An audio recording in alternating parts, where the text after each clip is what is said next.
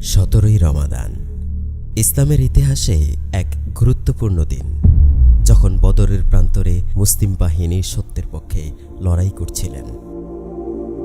বদর একটি কূপের নাম। তার আশপাশের অঞ্চলেই এই মহান যুদ্ধ 623 খ্রিস্টাব্দে সংঘটিত হয়েছিল। এটি মুসলমানদের প্রথম সশস্ত্র যুদ্ধ, যা ছিল অস্তিত্বের লড়াই। 313 জন মুসলিম যোদ্ধা, যাদের কাছে ছিল অল্প রসদ, কয়েকটি উট এবং মাত্র 2টি ঘোড়া, তবে তাদের একমাত্র শক্তি ছিল তাদের ঈমান এবং বিশ্বনবী মুহাম্মদ সাল্লাল্লাহু আলাইহি ওয়াসাল্লামের নেতৃত্ব। অন্যদিকে কুরাইশদের বাহিনী ছিল প্রায় 1000 জনের, সুসজ্জিত এবং শক্তিশালী।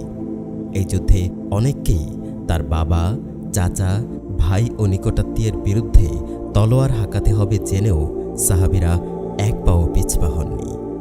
এই ঘটনা পবিত্র কুরআনে ইয়াউমুল ফুরকান তথা সত্য মিথ্যার পার্থক্যকারী দিন হিসেবে উল্লেখ করা হয়েছে, যেখানে ঈমানের শক্তি ও সত্যের পক্ষে থাকা গুরুত্বপূর্ণ ছিল। যুদ্ধের সময় বিশ্বনবী সাল্লাল্লাহু আলাইহি ওয়াসাল্লাম আল্লাহর সাহায্যের জন্য কাতর কণ্ঠে মোনাজাত করেন, হে আল্লাহ, মুসলমানদের ক্ষুদ্র এ দলটিকে যদি আপনি আজ ধ্বংস করে দেন, তাহলে আপনার আর ইবাদত করার কেউ থাকবে না। হে আল্লাহ, আপনি কি চান আজকের পরে আপনার আর কখনো ইবাদত করা হবে না?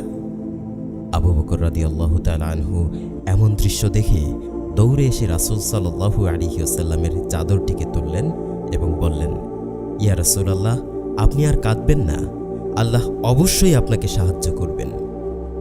আল্লাহর প্রত্যক্ষ সাহায্যে 313 জন মুসলিম বাহিনী 1000 জন কাফের বাহিনীর বিপক্ষে জয়লাভ করে।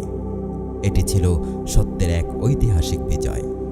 কুরাইশ বাহিনী পরাজিত হয় এবং মুশরিকদের 70 জন নিহত ও 70 জন বন্দী হয়। অপরদিকে মুসলিম বাহিনীর মাত্র 14 জন শাহাদাত বরণ করেন।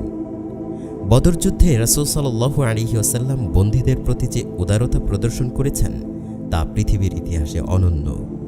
70 জন বন্দীর মধ্যে মাত্র 2 জন গুরুতর অপরাধীকে মৃত্যুদণ্ড দেওয়া হয়। এছাড়া সবাইকে মুক্তিপণের বিনিময়ে ছেড়ে দেওয়ার সিদ্ধান্ত নেন। কয়েকজন বেশি অসহায় হওয়ার কারণে প্রত্যেকজন 10 জন করে লোককে লেখাপড়া শেখানোর বিনিময়ে তাদেরকে ছেড়ে দেওয়া হয়। এই যুদ্ধ আমাদের শেখায়, সংখ্যা নয়, ঈমান এবং আল্লাহর উপর ভরসাই আসল শক্তি। ন্যায় ও সত্যের পক্ষে দৃঢ় থাকা চূড়ান্ত বিজয়ের মূল চাবিকাঠি। প্রতিশোধের বদলে ক্ষমা, যা যুদ্ধবন্দীদের সাথে রাসূল সাল্লাল্লাহু আলাইহি ওয়াসাল্লাম করেছিলেন। বদরের যুদ্ধ কেবল অতীতের একটি ঘটনা নয়, এটি আমাদের জন্য চিরন্তন শিক্ষা। আজও সত্যের বিরুদ্ধে মিথ্যার যুদ্ধ চলছে, ঈমানের বিরুদ্ধে অবিশ্বাসের চ্যালেঞ্জ বিদ্যমান। আমাদের উচিত বদরের সাহসী যোদ্ধাদের মতো সত্য ও ন্যায়ের পক্ষে দৃঢ় থাকা, আল্লাহর উপর পূর্ণ আস্থা রাখা। আল্লাহ রাব্বুল আলামিন আমাদের সবাইকে বদরের শিক্ষাকে হৃদয়ে ধারণ করে জীবন পরিচালনা করার তৌফিক দান করুন।